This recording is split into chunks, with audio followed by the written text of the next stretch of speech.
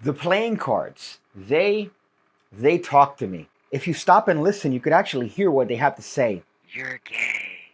Not that. I'll show you what I mean in the context of a card trick. We have our stool here with appropriate grease stains and a deck of playing cards that are summarily mixed. Here, we're going to use the combination of the participant and the deck to find us a card. In this case, we deal through the cards like this, and the participant calls stop anytime they want.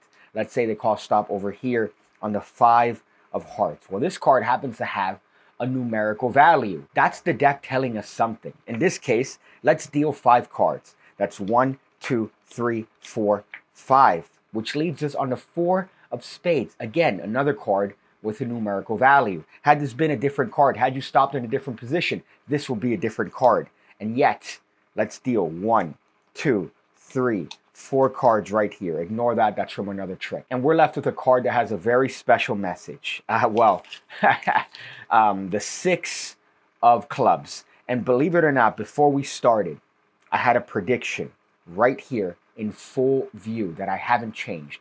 And yet that says, the 6 of clubs.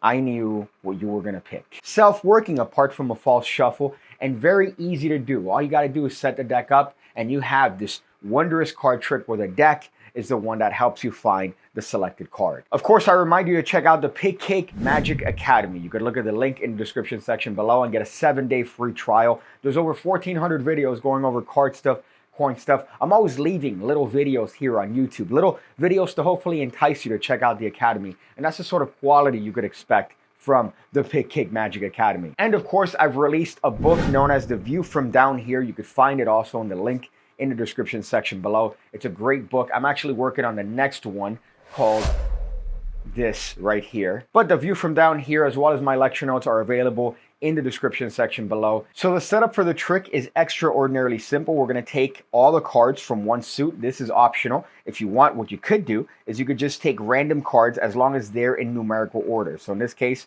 we're going to start with the king on top of the deck, and we're going to go all the way down to the ace. This could be any set of cards that you want. I just like to use the hearts because it lets me know that I'm right. You're going to see why in a little bit. Then at the end of this sequence, you're going to add a card that the numerical value is going to lead you to the next card. So in this case, we have 4. We're going to take 1, 2, 3, and the 4th card here is going to be the one that is your prediction. So this setup begins on top of the deck and you're ready to go. Now, if you want, what you could do is you could add a number of cards. In this case, let's say 5.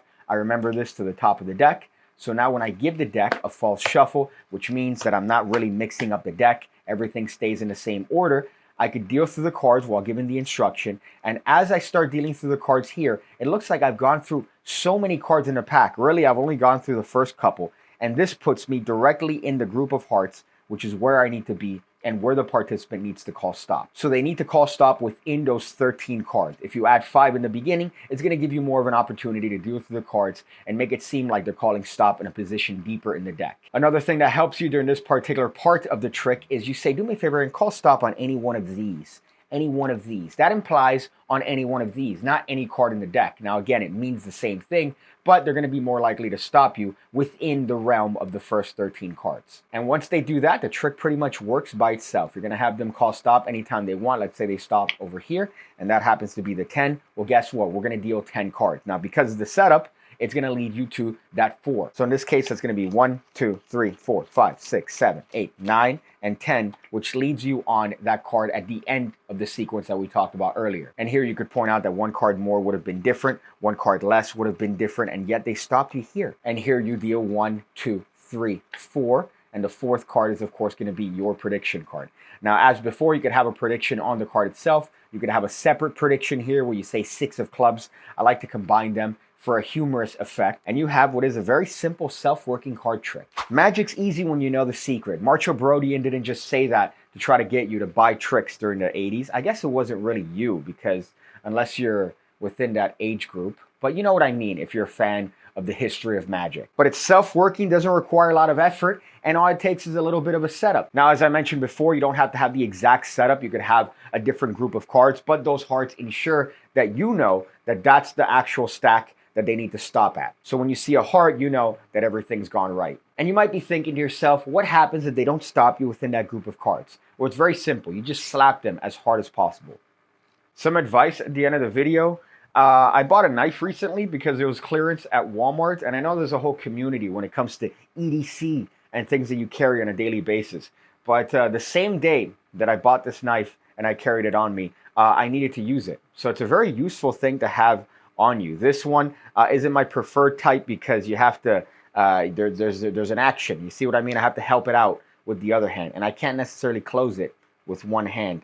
I have to do this little thing and then close it, unless I learn some nefarious sleight of hand with this knife. But you want a knife that you could open with one hand, and then you could use and then close with one hand safely. That, I think, would be the perfect knife. But this was like $4, down from maybe 30 on Walmart, so I don't really care. But I used it. So it's a very effective and useful thing to have on you. All the time you're cutting through things, you need to open envelopes, you need to maybe cut some rope.